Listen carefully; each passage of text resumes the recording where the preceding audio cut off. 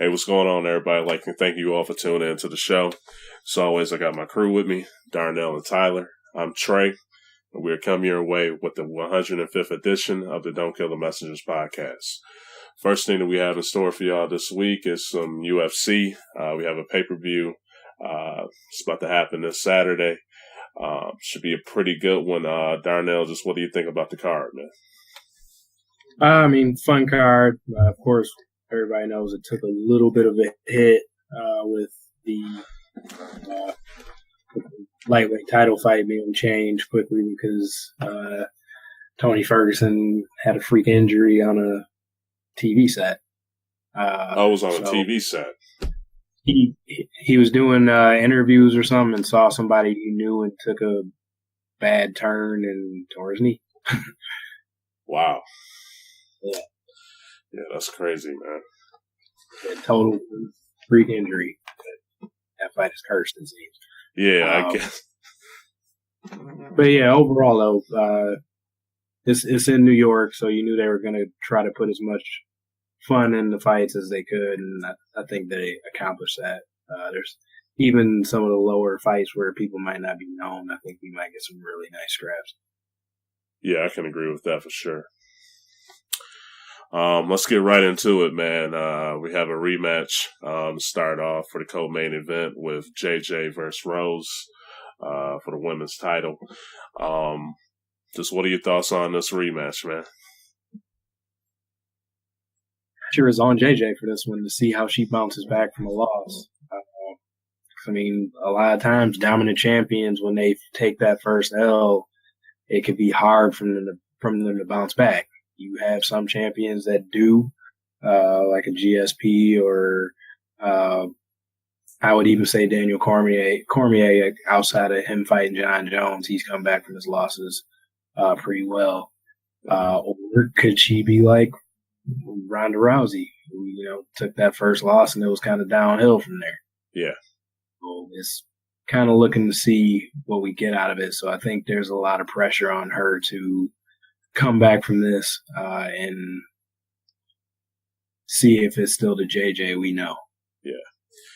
Man, I was thinking, is there anything, in your opinion, worse in the MMA realm than somebody tapping out the punches? I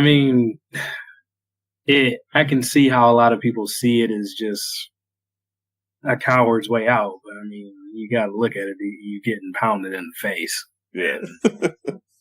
When you're disoriented and you have no way of really defending yourself.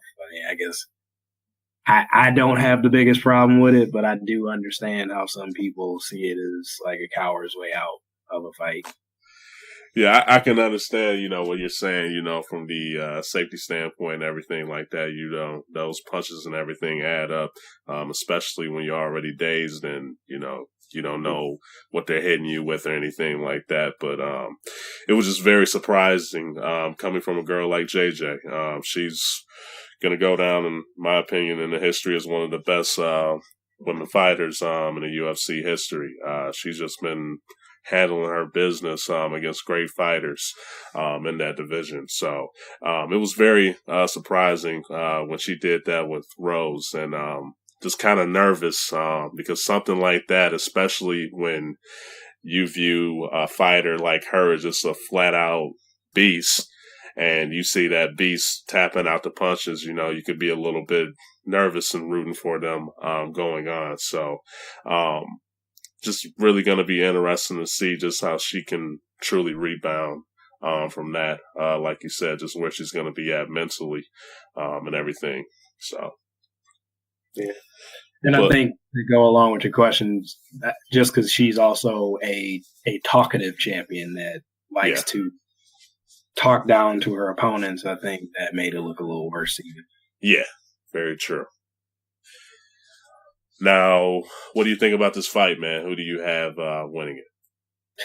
Man, I don't know. Just because, it was a dominant win for Rose. That was a dominant victory, so I'm not doubting her anymore. From that, I know I thought she would be game, but I thought JJ would win that fight by decision.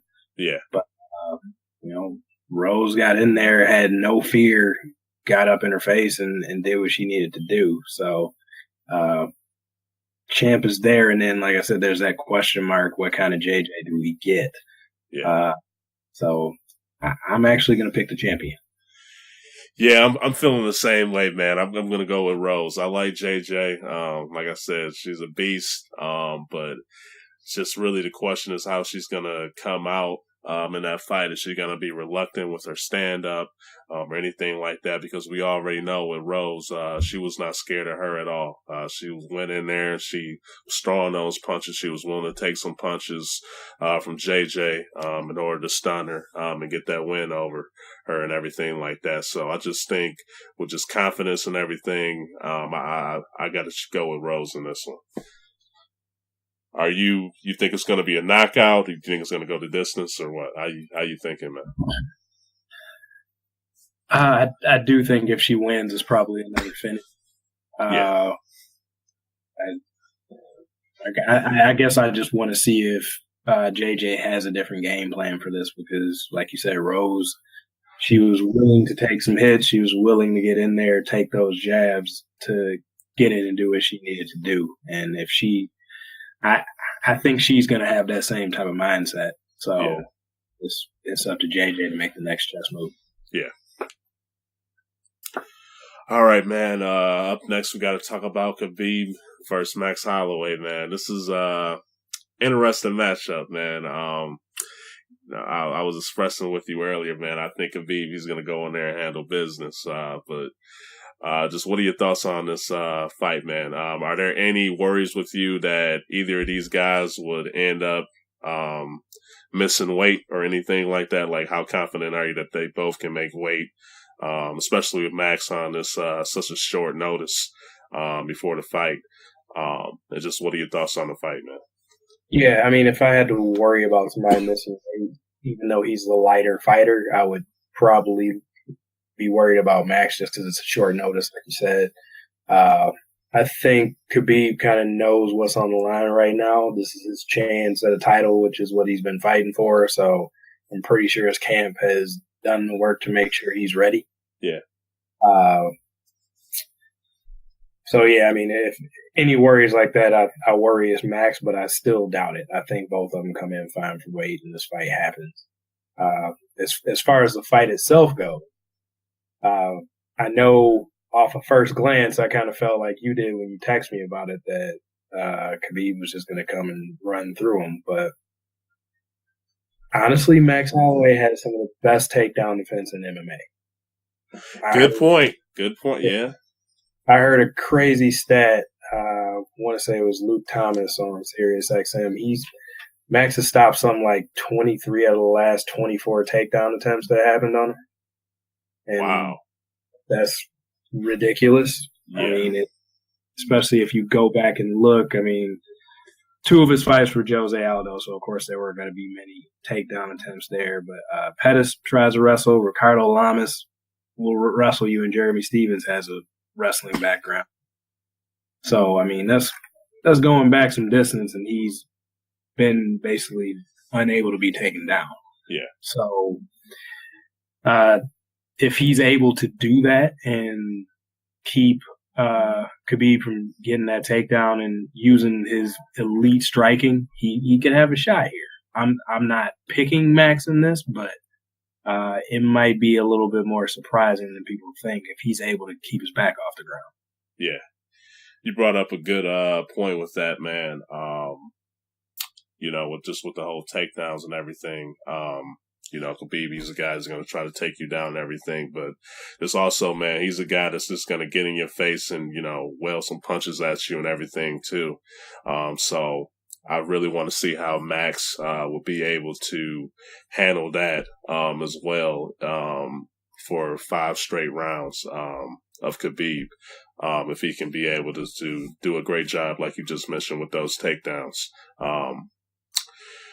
But this is an interesting fight, man. Like, just with these two guys' style, Max got a little chip on his shoulder, has a little arrogance with him when he gets up in the ring, and Khabib is just a straight up killer, man. He's with that bell rings, he's going to go up in there and just try to kill you. So it's going to be interesting to see if Max can go up in there and just handle business and pull up a major win for him. But I'm going to roll with Khabib in this one. You think it's going to be a knockout? You think it's going to go the distance? What do you think? If Khabib is able to get his hands on him, then yes, it's probably going to be a stoppage. If he gets you, he's basically impossible to get off of you. So yeah, just keep thinking about my man Barboza, man. I thought Barboza was at least gonna, put up some type of fight against Khabib, dude, and Khabib just went in there and just destroyed him. So yeah, I'm very excited to see what Max Holloway will be able to do against a guy like Khabib, man. Now, you kind of brought it up earlier before we got into the fights, just with Ferguson, with the bad luck between this Ferguson and Khabib matchup. Do you think Dana should just scrap it? No more Ferguson Khabib talk or what, man? Because it's like somebody's always pulling out when these two get discussed. I mean, it's a fight that people do want to see. Yeah. So that's why it's tough not to try to make this fight, because it's a fight that I would love to see actually happen. But yeah, it does just seem like they're cursed. Every time this fight happens, something ridiculous happens to call it off. Yeah. So, I mean, I guess we keep trying, but just keep somebody on the back burner to step in each time. You get that fighter just to go, hey, just in case, stay healthy. Yeah.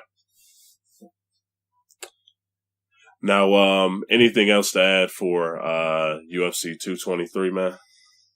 No, just excited for it. It should be a good one. Yeah, same here.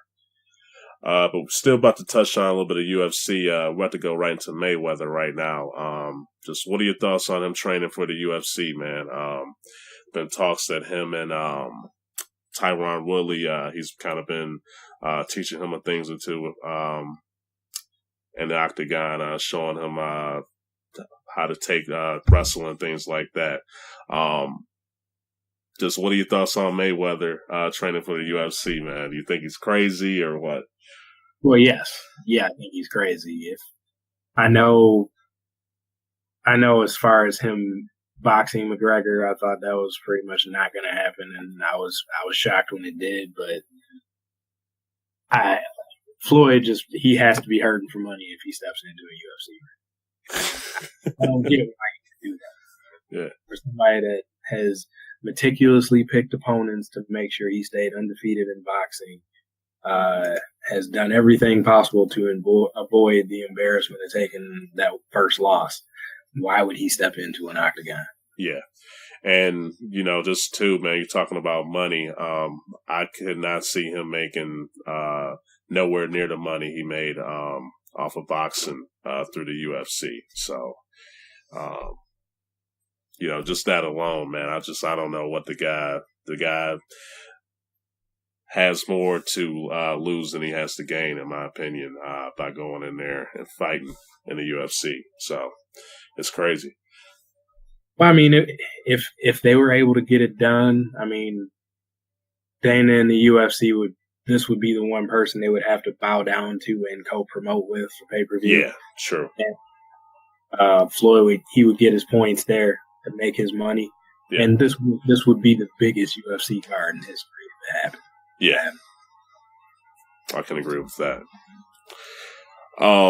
Now, just in terms of him fighting, a lot of people mention McGregor. But do you think McGregor should be his first opponent, or do you think he should get somebody lighter to go up against there that doesn't have nowhere near the experience as McGregor, just so he can kind of get a feel for it? And then, like, if he's able to beat the person, he could get McGregor next or something like that. Like, do you think he should have a field fight, or do you think he should just go in there and just fight McGregor?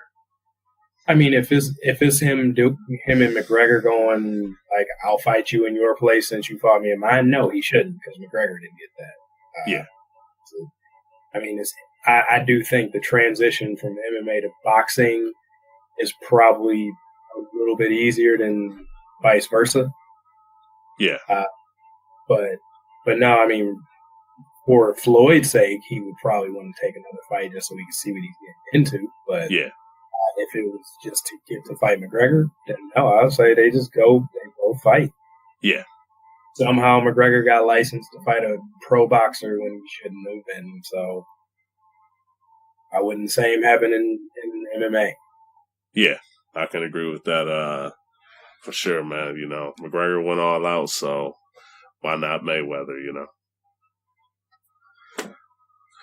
Another thing that's going on right now in the fight world in boxing is that Canelo versus Triple G, that's the rematch, has been called off. Just thoughts on that being called off, man. It's a bummer. I mean, it's just really weird how Canelo could pop twice. Or something. So I mean, this is probably one of the last big boxing matches we're gonna get. I know the heavyweights are getting a little bit of steam, so we might get like one or two more big fights in the next year or two. But you know, we don't get many in the boxing realm these days. I mean, we've had to go to circus fights, like in going to the earlier topic and getting Floyd versus Conor McGregor to get a big prize fight, even though that was like just ridiculous. Yeah. This is one of the last fights between two highly skilled boxers that we might see for a while. So it's saddening that it got called off. Yeah, man. No, I feel the exact same way with these two. Probably the top two guys in the realm of boxing right now. Just look at their careers and what they were able to do in the ring. So to see those two face off, you know, it was much anticipated. It was going to be a fun fight to watch, just like the first one. You know, even though you had the horrible judges, but just would have been good for the boxing fans to go out there and see it because, like you said, you know, there's not that many big name boxing fights, you know, going around right now that a lot of people want to see. So it's, you know, it's very disappointing, man. You know, I was just very surprised with Canelo ending up, popping twice for that, man. I don't know what in the world could have happened, but just with that, man, do you think Canelo, do you think he's a dirty fighter, or you think this was just complete accident on his part with him popping twice, or what? I was willing to believe it the first time off of I've heard about that happening in Mexico, where if you have a beef product, sometimes you pop dirty for certain steroids, but you would think after it happens once, he would smarten up and not eat beef products there. Like, he has plenty of money. I'm pretty sure you have something shipped in from somewhere. Yeah. So yeah, it's a little sketchy once it happens again. Yeah. I won't go as far as to call him dirty, but it seems like there's a little smoke there to call for fire. Yeah. You know, I can agree with that, man. This is just so shocking. You know, especially like you said, you know, if it happens once, you know, you can understand it's a mistake. But if you go around and you make the same mistake twice, like right after, you know, you can really start to have question the guy's integrity and whatnot. So this is very, very disappointing, man, to just see that these two are just not going to be in the ring. But, you know, hopefully everything gets settled out just down the road. They can end up fighting later on or so. But just a huge disappointment for the boxing world between those two. All right, man. Anything else about boxing and UFC before we move on? No, like I said, it sucks that one got called off. Probably the only other boxing match I would like to see is basically Deontay Wilder and Anthony Joshua. So, oh yeah, that's about all I have as far as boxing goes. So, sucks that this one got called off. Yeah. All right, now we're about to go right into some NCAA basketball. Got to get the man Ty up in here to talk about his squad. Michigan versus Villanova. Guys, just what were your thoughts on that matchup? Do I have to talk about it? Hey, go for it. No, just a lot of flashbacks for me personally.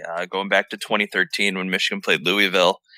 You know, in Darnell, you can probably, agree with everything I'm about to say, but you got basically 48 hours leading up to what feels like the game of your life. And even as a fan, you feel like you're just hanging on it. You got 48 hours of anticipation and hype that is real. And you get to the game, and I mean, you feel like every play is the biggest play of the game. Whether it's for your team, for the other team, you just feel like everything's going to make a difference. And I mean, I guess I'll even talk about the Final Four matchup for Michigan just a little bit. Like, Michigan was down 7 at the half, and I all I could think to myself, there's no way that they're going to lose to Loyola. Like, if they lost to Loyola, I would have been unable to talk about this season probably forever. Like, I would have felt awful if this team lost to Loyola, but they had a huge second half, played some really solid basketball, and made it to the final. You watch Villanova just lay a beating on Kansas, and you're just thinking, like, just, oh no. Like, you're walking into, I mean, unfortunately for Virginia, they're going to be the butt end of a lot of jokes now, but you're easily walking into one of the 3 best teams in college basketball without question, without discussion. And they're firing on all cylinders. I think, unfortunately for Michigan, if you really look at it, Michigan didn't play that bad. They shot threes terrible, which in the end, you could say shooting the 3 terrible was a difference maker. I'll say it was, it's definitely the reason they lost by 17 or whatever it was. But, DiVincenzo just went off. I couldn't help but thinking back to 2013 and Luke Hancock. Just, it always seems like one player steps up and shines. And unfortunately for me, it's always been someone on the other team. Now, granted, 2013, you had the Spike Albrecht experiment, but I think they left him in the game way too long in 2013. You had the bad call on the block for Trey Burke in 2013. I'll never forget it. That was just a bad call in 2013. Put him into foul trouble, which forced Spike Albrecht back into the game. But, this year, Michigan just got beat by a better team. I don't think there's any excuse. I don't think there's any shame. Once Virginia lost in the first round, I think everybody was saying Villanova is the best team in the tournament. Like I said, it sucks DiVincenzo went off because Michigan held just about everybody else in check. I don't even think Brunson had 10 points. I mean, Mikal Bridges still had a really solid game. He had 19. But DiVincenzo was the story. He was on fire. Michigan couldn't stop him. It's not like he was getting wide open looks. He was getting contested. He played a great game, both ends of the floor, went up, stuffed Charles Matthews on what looked like was going to be a massive dunk. And he just went straight up, 2 hands on the ball. It was totally clean. But, Villanova was, kind of in that top 3 all season long. Michigan had a great run, really, before the national championship game. Last time they lost was in February, early February. So, I mean, looking back at it, great run, a lot of great moments. The Jordan Poole shot will kind of always stand out forever in terms of Michigan basketball. And, whenever they show buzzer beaters in the tournament, that one will probably be on there. But, they just ran into a buzzsaw that was Villanova. Great team, well coached, very fundamentally sound, can play both ends of the floor. I don't think there's any shame in the run they had and making it to the final and losing to Villanova. I think it was just clear Villanova was the better team and everybody knew it. It showed on the floor. I guess just in terms of Michigan, Muhammad Ali Abdur-Rahman had a very good game, was quiet in doing it, mainly because DiVincenzo was going off the whole time. But I believe he had about 23 points. Wagner had about roughly 16. Yeah, Wagner was balling, man. I liked him. Yeah, he had a good tournament. He had a couple really good games. Texas A&M game, he played well. He played very well in the Loyola game. But, I mean, looking back at it, it always sucks to lose. Sucks to lose in the final. You get that close. But, I'm not going to say it was super disappointing. I mean, it's always disappointing on the surface level. But when you really sit there and think about it, like, we weren't going to beat Villanova. I mean, just a lot of different things would have had to have played out for Michigan to win that game. And they just weren't. They're not as talented. They don't have a cutthroat player. They're just a solid team where Villanova has a couple of guys that could take over the game, and one did. So they lost to a better team. Villanova is very deserving of that national championship. Very good year. One of the dominant programs in the last 5. So give it to Villanova. No shame for Michigan, but just fell up short. Yeah, I mean, you can't say a bad thing about Michigan's season. 33-8, running all the way to the title game. I mean, looking at this one, like, it kind of, I identify with you, Ty, because it felt like State's last finals game against North Carolina. Yeah. It was just two teams that were good teams in their own right, but just one was just at different level. Michigan played tight for the first 4 or 5 minutes, but then once Villanova settled in and started hitting some shots, DiVincenzo came in and started just going crazy. And just saw, I was like, yeah, this team is like a college version of the Warriors. They just have too many shooters. And just Michigan was a bad matchup for them, honestly. Especially when Michigan was on offense, actually. I felt like that's where it hurt because, what's his name, Simpson? Yep. And offensive liability. He couldn't shoot. Terrible. Yeah, so Villanova made the adjustments on defense to take away Wagner from U of M. They started using whoever was covering Simpson as the help defender. And that just made things that just started the boulder rolling downhill, basically. Yeah, and where I'll definitely agree with you there. Xavier Simpson's just, like you said, offensive liability is the best way to put it. But it sucks because he's the catch-22. You take the terrible offense for the good defense. I mean, he kept Brunson in check. He really did, and I think you'll take the really good defensive presence he brings, knowing he's the offensive liability. I mean, I have no problem having him on the floor, especially in moments like that where he's going to play solid defense on the other team's best guard. But I mean, when you have Xavier Simpson shooting threes, not a good offensive possession for you at all. But like you said, they did take Wagner away from a lot. But I mean, I still think for as heavily guarded and as big of a concern as Wagner is, or was for Villanova, for him to still put up 16 and 7, still a really good game. Oh yeah, for sure. No, just Tab, man. Obviously this was disappointing for you, man, just how your squad played and everything. But just looking at the future, man, how confident are you that this Michigan team could, repeat Final Four or possibly make it back to the championship game soon? Could you see that possibly happening, or do you think this was their shot to do that, or what? Actually, I think. And I think that's a very fair question to ask. I think 2013 was the year to do it. I think everybody knew what they had with that 2013 team. I don't think anybody expected this team to make it to the final. Granted, we got a lot of help. Florida State beat Xavier. Texas A&M beat North Carolina.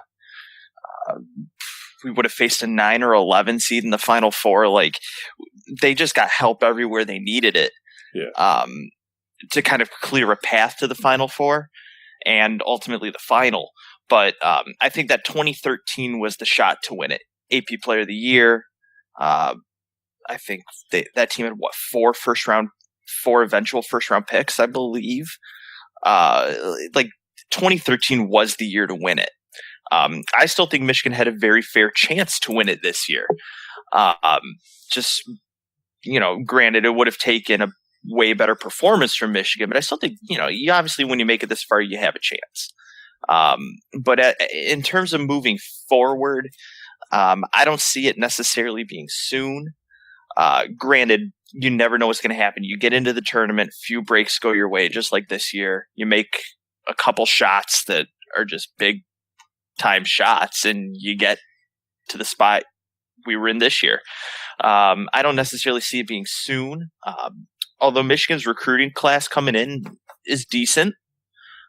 There's a kid coming out of Canada that I believe is a 4 or 5 star, depending where you look. So I'm going to be very interested in seeing what he brings next year. They get some solid players coming back, like Xavier Simpson. He'll probably improve offensively over the offseason. They'll get Charles Matthews back. He'll kind of take over the team a little bit. John Teskey took big strides this year, big 7-footer. This kid coming out of Canada. They're getting a kid out of Lansing. Jordan Poole, Isaiah Liversable will take bigger roles next year. So, the team's going to have something that'll take them a long way in its experience. But one thing I'm starting to learn is that with John Beilein, I don't think you can ever put him out of the question. So, could it happen again? Yeah, it absolutely can. You'll need the help, but it can happen again. Yeah. Would I put my money on it? Probably not, just because it's so hard. I don't care what, and I think Darnell will agree with me here. It doesn't matter what talent you have. Duke didn't make the Final Four, and they come in with 5 stars every year. Michigan State, good recruiting class, didn't make it past the second round this year. It just, anything can happen at any time. And to say, oh yeah, I think it's going to happen, you'll probably be wrong. Yeah. All right, guys. Just looking at this tournament, where do you think this ranks up there with the tournaments you've seen? Like, I know this is the craziest tournament I've ever seen in my life, but just how pleased were you guys with this year's March Madness play, just with the competitiveness and everything like that? I don't necessarily like to rank the tournaments because they're all great in their own way. This year, you kind of had the stories this year. Loyola making it to the Final Four as an 11 seed. Everyone was following them and Sister Jean the whole way. You had the University of Baltimore County or whatever they were. Yeah. UMBC beating number 1 seed 16, beating a 1 for the first time. Great story. You had some really good individual play in the tournament as well. You had the guard for Houston. Unfortunately, if you're a Houston fan, you had Michigan beating you on the last second miracle shot, but their guard was going to take the tournament by storm if Michigan didn't make that shot.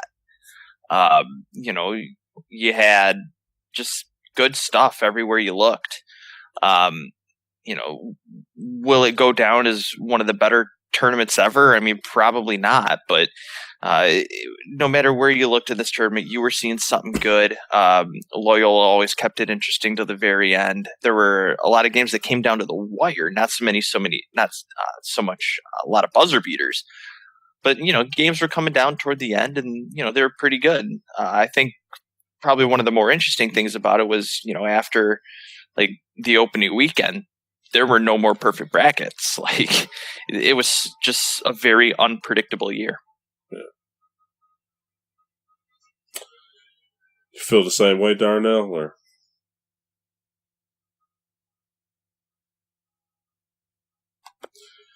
But just real quick, man.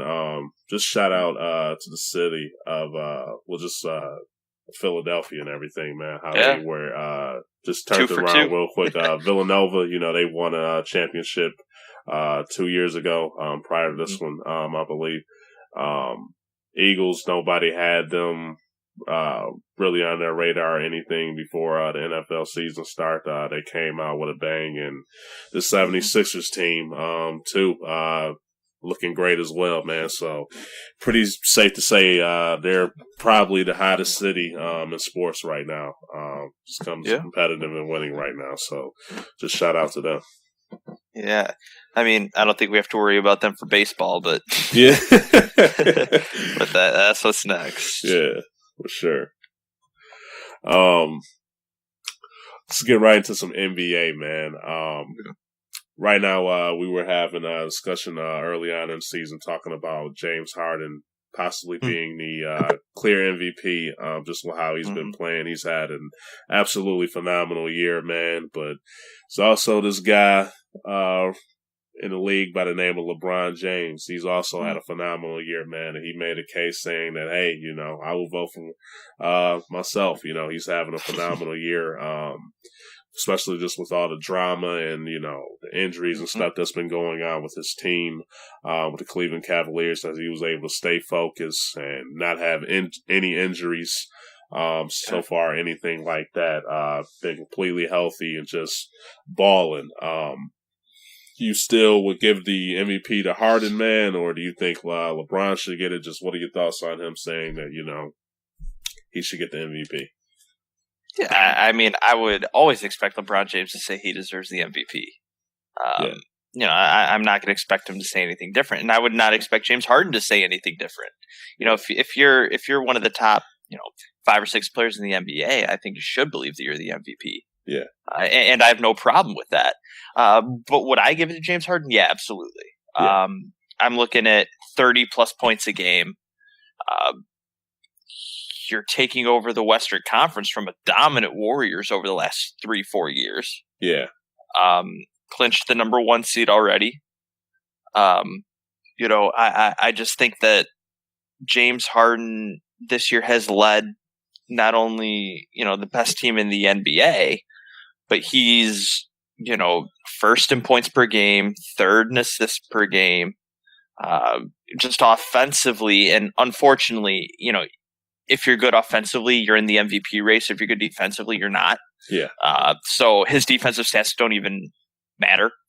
So if you're looking at someone who's first and third, now granted LeBron's third and second in terms of points and assists respectively, but I know I think being the number 1 seed in the Western Conference, you know, I say it about the Heisman all the time, where your team is at determines a lot. Yeah. So I believe it's the same for NBA as well.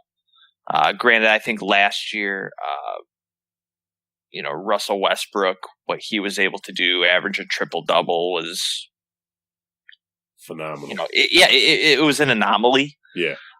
But, you know, I think where he's at this year statistically versus where his team's at in the standings will make the difference. And, yeah, I think he deserves the MVP.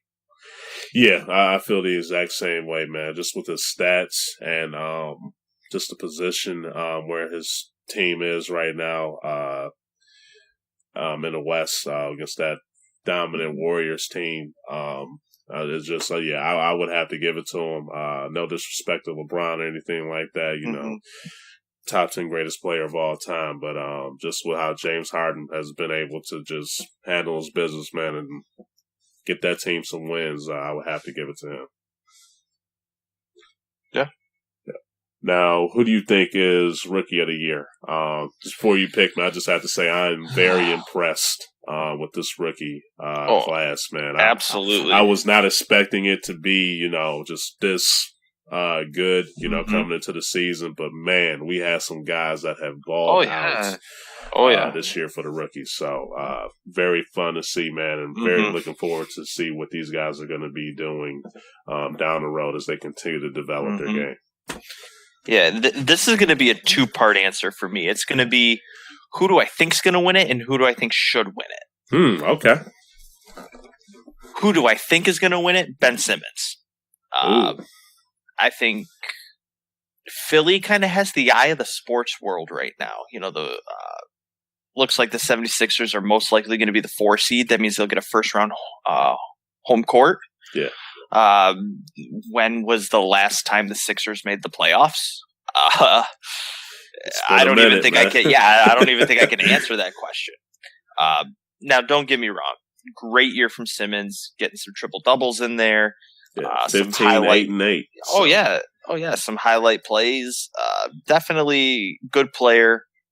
Going to be well deserving of it if he wins it. Yeah. Who would I want to see win the award? Donovan Mitchell. Yeah. Dude's been balling. I think he has been the one player that I think has stood out most for me in this rookie class.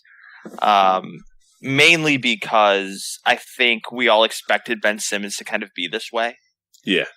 But Donovan Mitchell averaging over 20 points. Honestly, not expecting that at all. No, honestly, he's not high enough in assists. He's not high enough in rebounds or anything like that. Yeah. He's not high enough in any other stats. But I think what Donovan Mitchell has brought to the Utah Jazz has been phenomenal. Yeah. And I think he's been the one player where you kind of pinpoint and kind of say, he's the player that's standing out. He's making highlight plays. Yeah. Almost every night. I think he'll definitely be a guy down the line once some of these veterans kind of clear out a little bit that could make a few all-star teams. Yeah. I really like the way he plays. I just know, it takes more than just points per game. Yeah.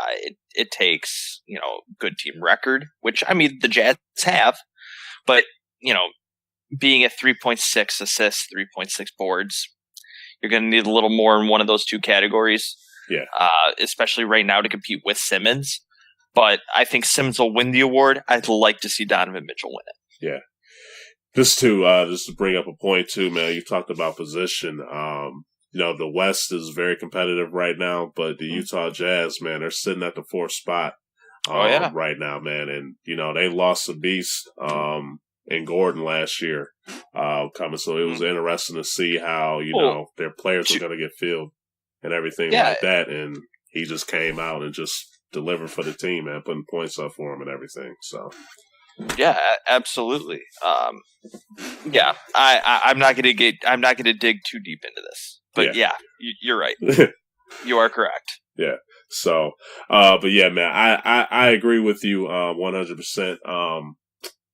I think they're going to give it to Simmons. Whole lot of people, they question that being that, whether he's a rookie or not because, he was injured and everything like that. But, you're out there having the experience and stuff like that with being around the players and stuff, it could help to your game.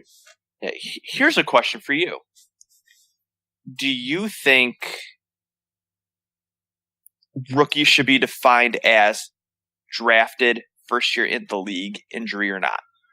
Do you think if you are drafted, that is your rookie season, no matter what? That is a good question, man.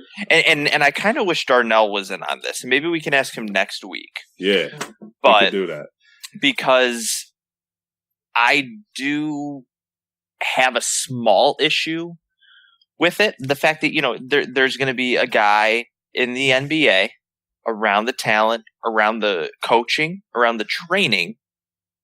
Yes, Simmons was injured, didn't see the floor. Yeah. I get it. But he's still getting all the valuables. Yeah, exactly. That a kid in college is not, that comes in the following year and is still deemed a rookie. Yeah. Personally, I would be more in favor of first year drafted is your rookie season, whether you play or not. Yeah. That would be me. That's what I would lean toward. Yeah, I can agree with that for sure, man, because, just with, even though you're injured, you're seeing, how the players play and everything like that. Mm-hmm. You're looking at film. You're still developing as a player, whether may not be as fully as physically as you want because you're rehabbing and stuff like that, but mentally, your basketball IQ is just getting so much higher just from being around those players and everything like that. And even though Simmons was injured, I really do believe he benefited a lot just from being around those guys and stuff like that. So I can agree with that, man, for sure. So, definitely will not have a problem with that if they did that. Yeah. But just too, man, I got to give a shout out to my dog. I don't think he's gonna get it, but Lori Markkinen, man, I'm a fan of him, man. That guy has some game. Oh yeah, absolutely.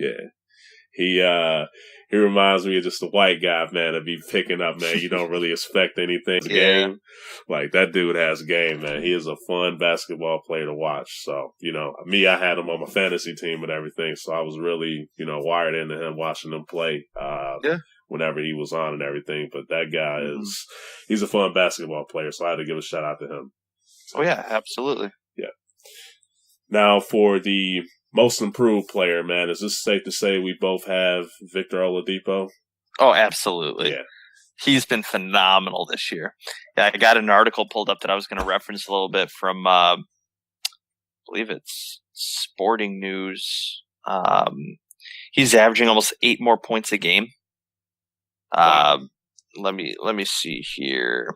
It says Victor Oladipo averaging 7.9 more points per game, dishing out almost 2 more assists, 1 more board, 1 more steal a game, shooting 47% from the field. That's insane. 36% from 3. I mean, he's been awesome to watch this year, especially from last year. I mean, I don't think he was disappointing last year. He was just a rookie, you know. But this year, definitely took some big strides. Somebody else that I would not mind putting into this discussion, probably a little more seriously than he actually is being put in there, but is Clint Capella. Definitely. I mean, I think Chris Paul was a difference and a half for him. A guy that can legitimately play the pick and roll. And no offense to Harden, but wouldn't shoot it every time. Yeah. But more than that, I mean, you're looking at Clint Capella defensively. He's just killing it. I think he's turning into one of the more underrated and undervalued players in the NBA. I mean, now granted, Houston's going to value him for all he's worth. Don't get me wrong. Yeah. But I think he's playing himself into potentially a pretty good contract once he hits free agency. Yeah, I can agree with that, definitely. But I would definitely put Oladipo as my front runner for sure. Yeah, and just something about Oladipo, man. Just I kind of wonder how much, if at all, because he was playing with Westbrook last year, and Westbrook had that just outstanding season with those triple doubles and everything. Kind of just wondered, kind of how if Westbrook's play kind of hindered Oladipo's play a little bit, because you had this guy just going out there getting all these points, all these assists, all these boards and everything like that. Then when he left, goes to Pacers, you really see how just talented Oladipo was. So, I understand Westbrook's a beast and everything like that, but did he kind of like hurt Oladipo's development in a way? I would definitely say absolutely. I don't think there's any discussion there. Yeah. I mean, let's put it this way. On the depth chart, who backs up LeBron James? On the depth chart, who backs up James Harden? On the depth chart, who backs up Steph Curry? Those are the names we will never know. Yeah. And it's honestly, there's nothing wrong with it because those players are great. And I don't think there's any arguing that they are going to be great players, forever. Yeah. It's just the idea that sometimes a player needs the chance to shine. Yeah. Another player that's going to at least be mentioned in the most improved player is going to be Spencer Dinwiddie. For the Brooklyn Nets. I mean, he has stepped up this year. He's averaging. He went from averaging 7.3 points to almost 14 a game. So he's doubling his productivity or better in almost every category. Yeah. I mean, you're just looking at someone who is given the opportunity. Yeah. And it sounds very cliche, but I am all for a lot of these players who don't get a ton of play time, who don't, necessarily have a formed career yet, to want to go to a tanking team just to build their stock. Yeah. I am all for that for some of these younger guys. Like if a young player were to get drafted into, as of right now, you'd be looking at Brooklyn. You'd be looking at even the Lakers. Like, look at Kyle Kuzma, a guy that was on nobody's radar coming into the draft, goes to a team that isn't really playing for a whole lot this year, and look at him. Yeah. People love him. Very true. To me, it's just the idea that we're looking at guys who are getting the opportunity because of where they're at. Yeah. And I think that it's fantastic. I mean, even Oladipo. I mean, nobody expected the Pacers to be a whole lot this year. Yep. Trading away Paul George. Yeah. You're thinking they don't got much. Oladipo steps in and becomes a killer. It's all about opportunity and who's going to make the most of it. Oladipo's making a ton of it. You can say Dinwiddie's making a ton of it. You're looking at Capella, who's making a ton of it with everybody that's around him. I think, most improved player comes to who has the best opportunity. Yeah. And you're looking at a couple of guys who were given that opportunity and are making the most of it. Yeah. All right. Now, who do you think is Coach of the Year? Do we both agree with D'Antoni? I might actually take a little bit of a different direction from you on this one. Oh, okay. Yeah. Will I be shocked if D'Antoni wins it? No, not at all.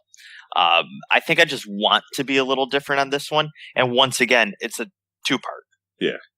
Who do I think is going to win it? I have a 1A and a 1B. 1A is probably D'Antoni. So okay. That's where I agree with you. My 1B is probably Dwayne Casey.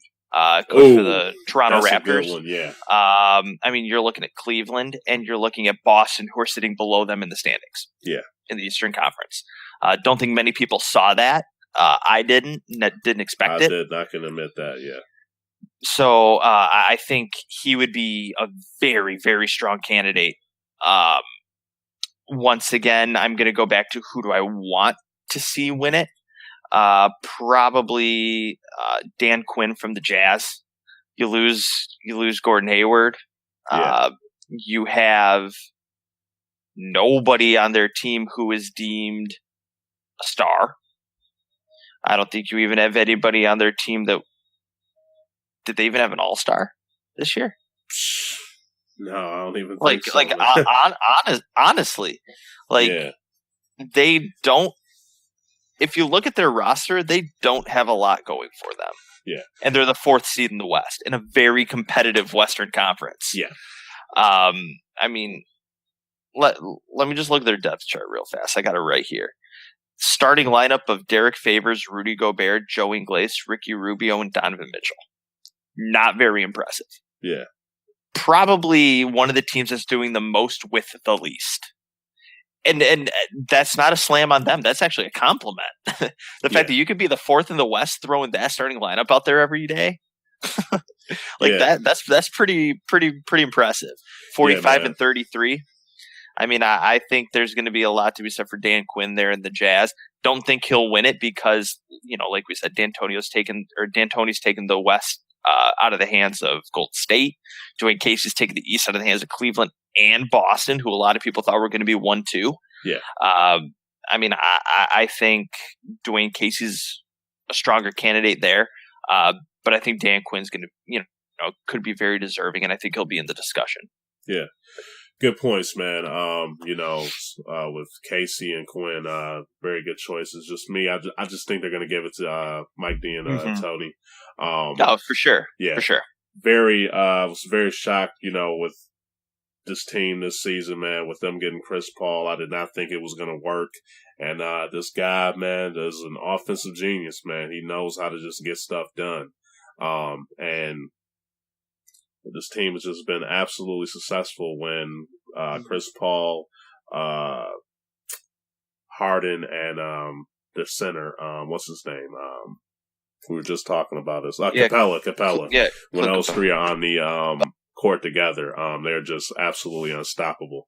And for them to take the first place spot from the Warriors, a team that's just been dominating basketball for the last couple of years, I just think they're going to just give it to them, man. So. Oh, for sure. Yeah.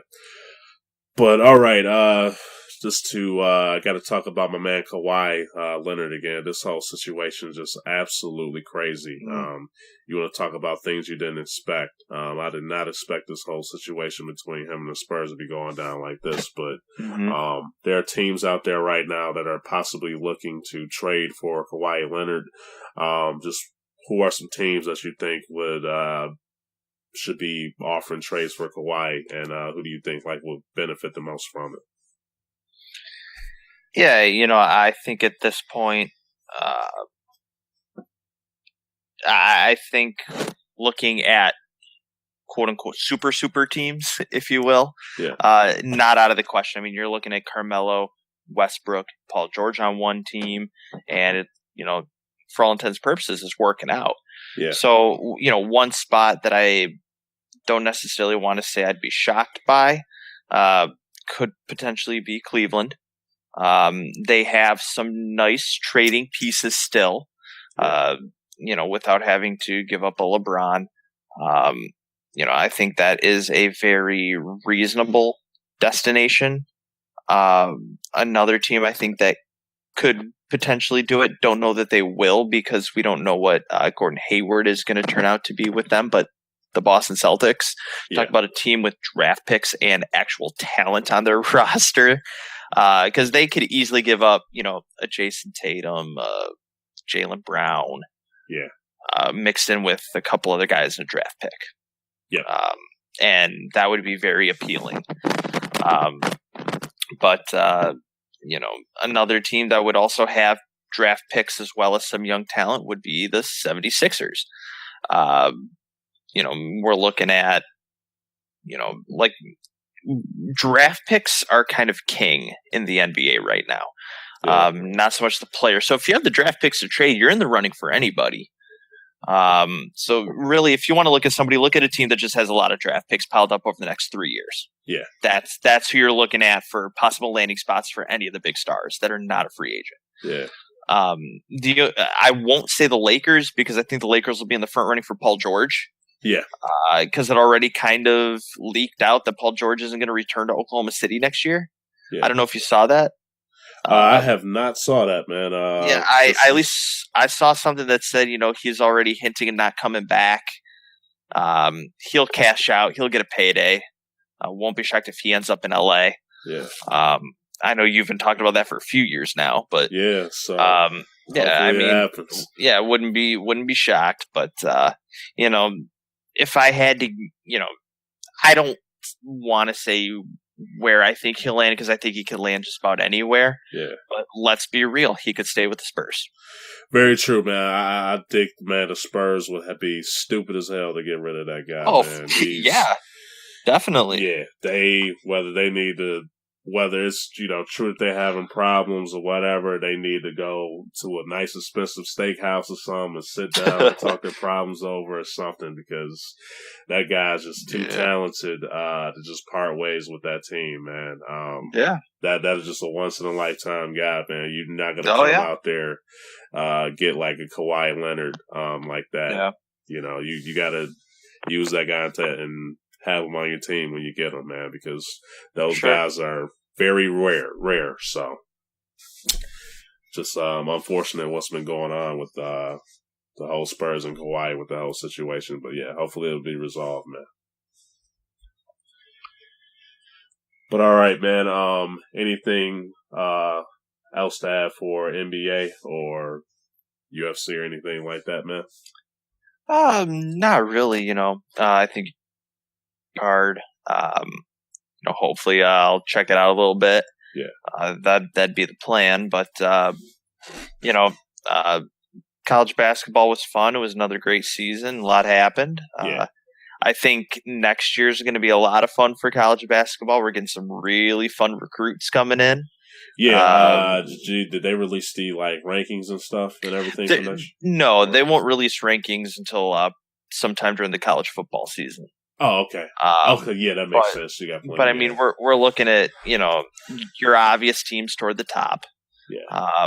But next year, Duke's going to be a team you're going to want to watch at every opportunity. Yeah. One name that's going to stand out big time next year is Zion Williamson. Have you looked him up, Trey? Oh yeah, I was telling Darnell. About him last week, man. I was looking up his highlight reel, dude. It looked like some NBA Street Volume 3 gameplay. Yeah, yeah, for sure. But yeah, definitely. College basketball is going to be a lot of fun next year. Yeah, so it'll plus, be good. Shaq's son too is going to be. Yeah, Sharif. Yeah, he'll be playing at UCLA next year. Yeah, so there's a lot of good stuff coming in next year. So. Definitely looking forward to that. I had a great run with Michigan this year, something I'll always remember. Yeah. You never forget when your team makes the run. Yeah. It's always fun. It's always exciting. So, I'll be thinking about that one for a while. Yeah. Next year will roll around, and then we'll start focusing on that a little bit more. But then in terms of the NBA, the season's wrapping up quick. Playoffs are starting up, and we'll just have to wait and see what pans out there and who makes it toward the conference finals. Yeah. Just real quick, man, because you did a bracket where you had Michigan winning it all. Obviously you had them going to the finals. So, but just how overall, just how was that bracket, man? Who did you have them playing for the championship and everything? And how let me pull that up real fast. I got it right here. But yeah, I mean, in reality, none of my brackets were that great this year. Yeah. I don't think anybody's man, to be fair. Yeah. So. Yeah, let me pull up the one I had Michigan in the final in. I had Michigan playing Villanova. Okay. Nope, lied. I had Michigan. I had Purdue beating Villanova there. I had Michigan playing Purdue. Purdue in their first or second round game, lost their starting center. Yeah. Isaac Haas, he broke his arm or I don't even know what or something. Yeah, I don't even know what happened to him, to be quite honest with you. Yeah. But they lost him early on, and it kind of he was a big factor. That was a huge, that was a big blow. But that bracket, I went a little more off the cuff. Had Arizona in the Final Four. That was a fail. Yeah. Had Purdue in the Final Four. It just didn't work out. And then I had Duke. Duke was, a Grayson Allen halfway down shot from making the Final Four. Yeah. Which I'm still kind of surprised that shot didn't fall, to be quite honest with you. But, I mean, my final score wasn't too far off. I had Michigan beating Purdue in the final once again, but I had the score being 70-64 and the final score 79-62. I mean, I wasn't too far off for a final score, but every year I always have Michigan winning the championship just in case. Just in case. Yeah. But I'll tell you what, my fiance filled a bracket out this year. Hers ended up fairly decent. Her Final Four was Loyola Chicago, Michigan. So she got that side perfect. But then she also had Purdue and Duke. She doesn't really follow it, but she still had some fun doing it. So, but I mean, she had Michigan winning it all. Her final score was a little bit off, 54-47. But but she had a good time and did fairly well actually. So, we move forward to next year, and I will continue to watch that Jordan Poole buzzer beater and smile every time I see it. Yeah, I bet, man. Yeah, nothing beats a moment like that. Yeah, for sure. But all right, guys, as always, I appreciate y'all for tuning in to the show. You can check this podcast out on Stitcher, iTunes, YouTube, SoundCloud. Just hit us up in that search engine. We should pop up. Also, feel free to check us out on Twitter at DKM_cast. We'd love to hear back from you guys. But as always, we'll catch y'all on the next episode. Peace.